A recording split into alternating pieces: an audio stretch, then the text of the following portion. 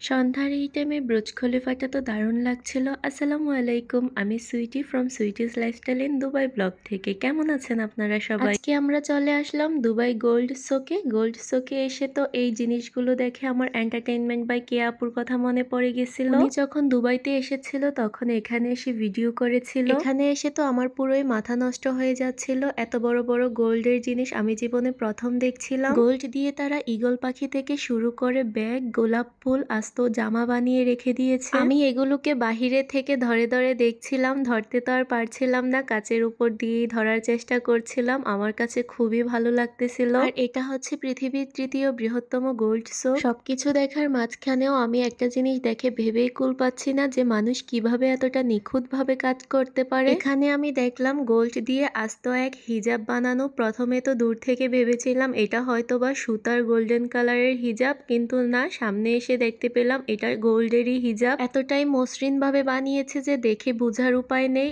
আসলে কি এটা সুতার নাকি গোল্ডের। তারপর আমরা জয়া লুকাস গোল্ড শপে চলে আসলাম। দুবাইতে মালাবার, জয়া লুকাস এগুলো খুবই ভালো। এসেই আমি এখানে তাদেরকে কয়েকটা সেট নামাতে বললাম, তারা প্রায় কয়েকটা সেট আমাকে দেখাচ্ছিল। আমি তো এত সব কালেকশন দেখে পুরাই অবাক, দাঁড়িয়ে দাঁড়িয়ে চিন্তা করতেছিলাম যে কোনটা রেখে কোনটা নিব। প্রত্যেকটা সেট আমার কাছে এতটাই ভালো লাগছিল। ফাইনালি সকল চিন্তার অবসান ঘটিয়ে শেষে এটাই পছন্দ করে ফেললাম। এখানে উনি আমাদের পুরো সেটটা কত গ্রাম কত টাকা পড়বে সেটা বুঝিয়ে দিচ্ছিলেন, কিন্তু আমার কাছে এই সেটের জিনিসগুলো একদমই ভালো লাগছিল না। তাই আমি এই জিনিসগুলো চেঞ্জ করে অন্য একটা জিনিস এই সেটের সাথে মিলিয়ে নিয়েছিলাম। এখানে আমার জামাই আমাকে মিররের সামনে আমার গলায় চেইনটা ধরে দেখছিল কেমন লাগছে, তো সে আমাকে বলছিল খুবই ভালো লাগছে তোমাকে এই সেটটাতে। তাদের এতে তো কালেকশন দেখে আমার গলা পুরোই শুকিয়ে গেছে। তারপর তারা আমাদের পানি খেতে দিল। পানি খেতে খেতে মনে মনে ভাবছিলাম আজকে আমি আমার জামার পুরো পকেট খালি করে ফেলবো, কারণ